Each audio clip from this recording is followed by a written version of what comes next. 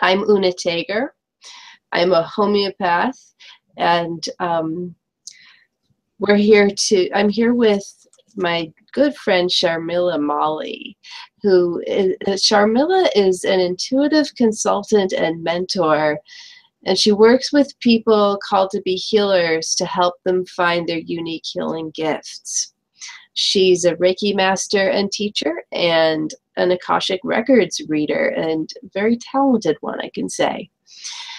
So Sharmila is here today to talk about homeopathic journeying. This is a special method that I employ in my practice to take people deeper into their experience and allow the spirit to create the needed healing experience. Gives me a lot of vision into what the person needs in terms of remedies, but is also an important part of the healing process. So thanks for coming to to demonstrate this with me today, Sharmila. You're welcome. I'm excited. Excited to experience it and what you do. I was very curious when I met you because homeopathy has a certain way of practice, a way of being practiced.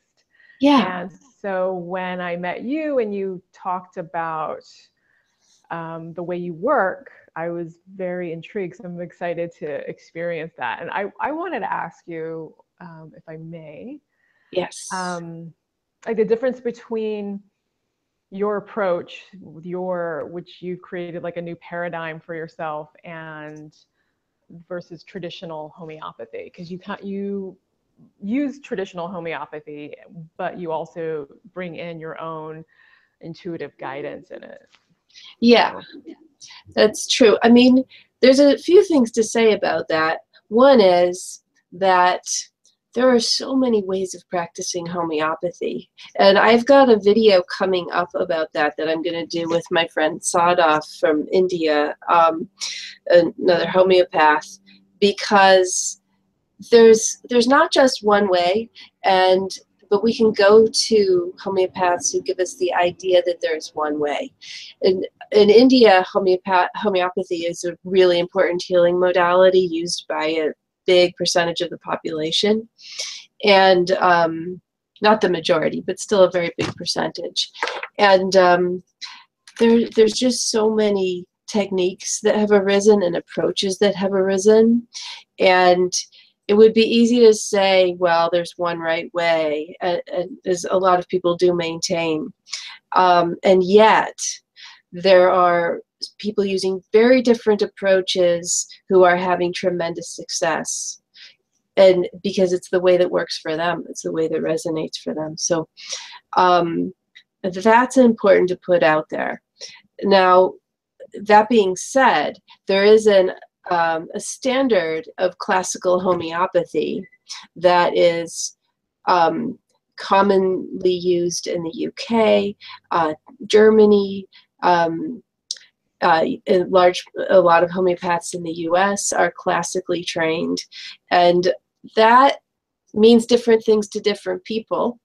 There are some people who will say only the remedies created by Hanuman are classical, and everything that developed since then is not, because it's not part of his original teaching. That's on the extreme, I think that's kind of the fanatical extreme of the definition of classical, with apologies to people who adhere to that belief. I mean, I don't mean to be disrespectful, but that is one end of the spectrum. And then the other end is, I guess I'm probably near the other end, because I'm deeply trained and immersed in classical homeopathy. I trained at the College of Homeopathy in the UK. Some people know that as Misha Norland's school, now Hassan Mani Norland's school. It's really a beautiful tradition, and very much in tune with how a lot of homeopathy is practiced in the UK and Ireland. And I still use everything that I learned there. And then I went on and did a lot of studying with Indian homeopaths, also from that same tradition, in like right in sync with Misha Norland. And my main teacher there was Rajan Sankaran, who developed what is called the sensation method. And this is a really big advance, because he started taking people, he started using more meditative processes to take people into their experience so that you could understand at a very deep level. And he found, and I really also have found, that that led to more accurate prescribing. Because, you know, one of the main issues in homeopathy is really in the individualization of the remedy. Like a lot of success hinges on how deep you can go with that person and how well you can match the remedy. So he really took classical homeopathy to deeper levels. And now some people will say that nothing he did is classical, and yet many classical homeopaths are very happy with his sensation method and his work. So I've incorporated that. And then a step beyond, his colleague J.S. Shah, also in Mumbai, India, who was co-developer of the sensation method and Rajan's best friend, actually. They really co-created a lot. J.S. Shah studied a lot of energy medicine all over the world, and hypnotherapy, and he started to incorporate, like, kind of go a step further from the sensation method and use some of these energetic practices that he learned. And he is the developer of homeopathic journeying, or as he calls it, vital force journeying. And I studied that with him. And now my style of homeopathic journeying is just, you know, what happened when I incorporated that, and it became my own thing, because no two people are really gonna be able to do that in the same way. You have to make it your own. But I did really get that from Jayesh. Now, so it's classical, and it's a deepening, and also, you know, there's something else has come into my work that's even more off the classical track, which a lot of homeopaths don't even accept yet, but some are embracing, and that is the work of Peter Chappell and his source resonances. And that's got to be a whole separate video, because those are different from normal homeopathy, but they're very complementary, and they're deep acting, they're profound remedies, and it's just a whole new evolution. And he's doing amazing work, making, you know, like, he's been very successful with infectious disease in Africa, which is how he started out creating these. So that's for another day. Back to the journeying, which I think it might be what got you intrigued. Yes. So did that answer your question, or like, is there more to your question? Yeah, you did. No, that was actually, no, that was really good, because I've only had really one interaction with a homeopathist. You can say that. You can say homeopath or homeopathist. And it was, you know, very traditional in the sense of how you would go to a medical doctor. Yes. You know, present a problem, they ask you questions, blah, blah, blah. Here's a couple of remedies. Here's how you take it. And what intrigued me about you was that the Peter Chappell remedies, which is a whole nother video. We'll do that another day, because it's great. And also the way you approach it, and which I think is very, has a lot of spiritual aspects, and that's what's important to you. And also spiritual in the sense of really finding the root cause, not because,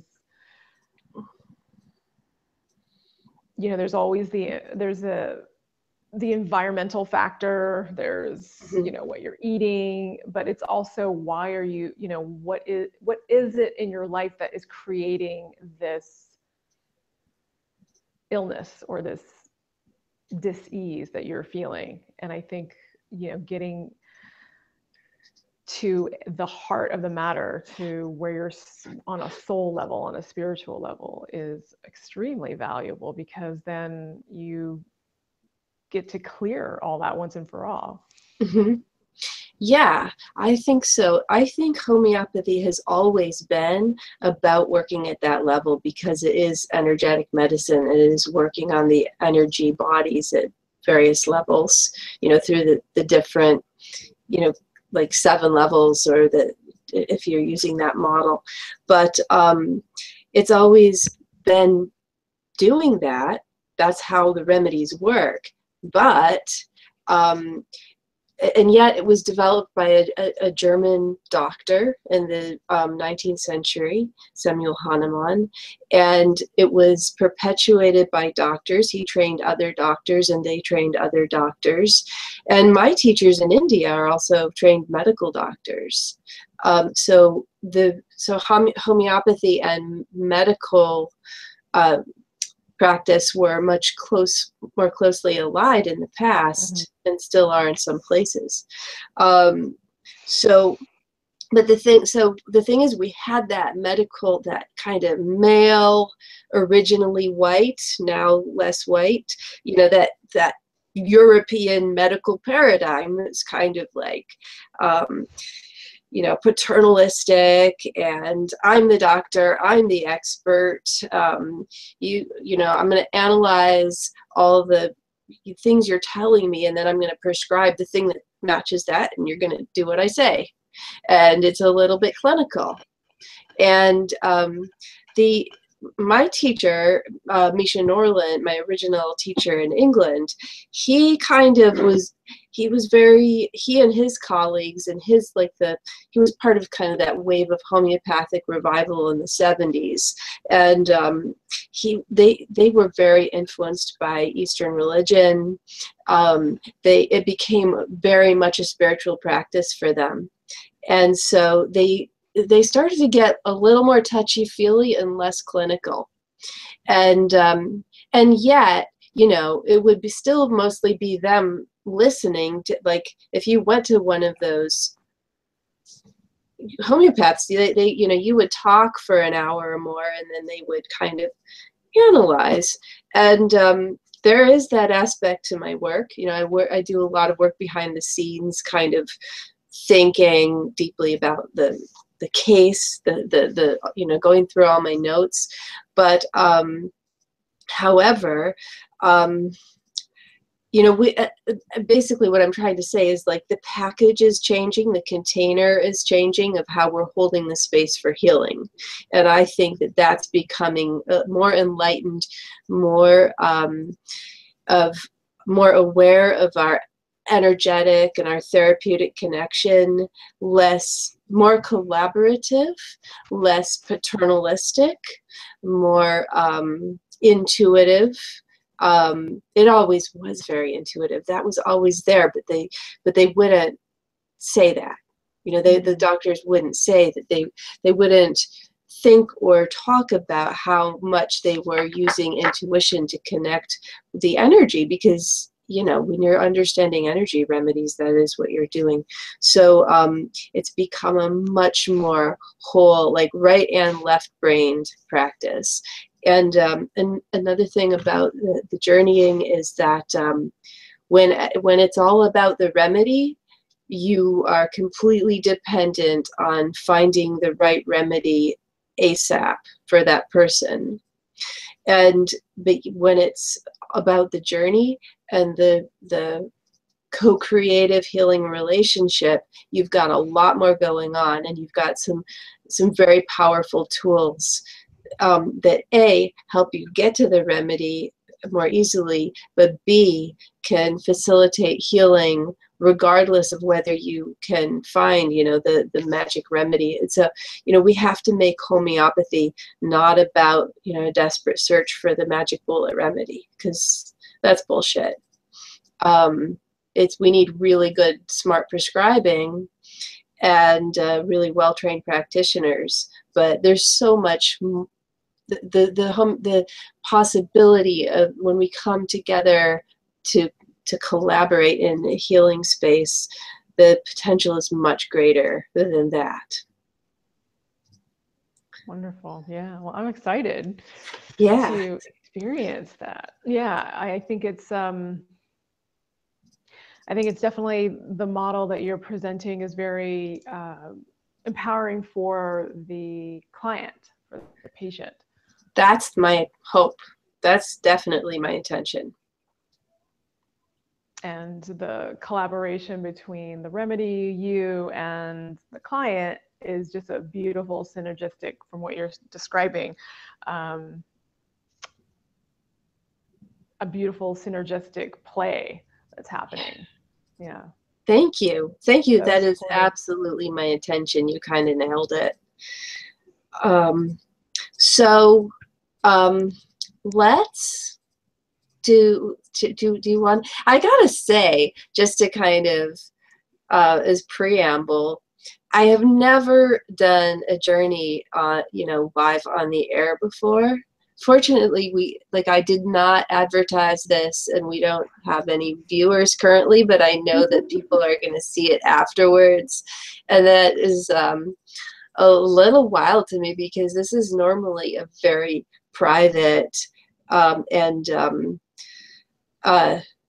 you know, it's normally just something between me and the client. Yeah. And you know, the information doesn't go any farther than that, and all of that stuff. So you have volunteered to just kind of jump in and see what happens. And of course, we've set very powerful intentions for the highest good experience for all concerned. And you know, I think that means that whatever comes out is going to be something that we feel good about putting on YouTube. And if it isn't, we'll edit or just not put the video up and chalk it up to experience. So I think let's just be in trust with our intentions. But this demonstration is a new experiment, just so you viewers know. Well, I also want to just acknowledge and give permission to for this adventure. And like, I know I understand that it usually is private, and I'm absolutely okay. That's why I'm doing it. I feel that from you. I know, because it was your idea, which blew my mind. And I think that the thing is that, you know, oh, I'm getting chills thinking about this, what I'm about to say. The fact that others are going to be watching and participating, even if they're not on the air right now, which they're not, thank God. That you know, there is no time. So really, we have this potentially very large audience, and all of that energy is going to help catalyze something really special for your healing, and not only for your healing, but for those in the audience who are going to be able to use that to, you know, use the information, or just kind of, you who are watching this can follow along and gain from this what there is for you to gain. Leave what doesn't serve you, and feel free to accept and grow from whatever is useful to you in this. So we're doing something on a bigger scale than a private consult. Yeah. And that's kind of the excitement. Yeah. I'm about to open my soul up. And I'm okay with that. Well, you know, as my daughter likes to remind me, privacy is an illusion now. Yeah. So we're all one. Okay, so so this is, and also I think I'm going to break this video into parts 1 and 2 so that there's digestible chunks. So this is going to be the wrap up of part 1, the preamble and the discussion, and now we're launching into part 2. Go to the next video if you want to see the journey, and be a part of the journey.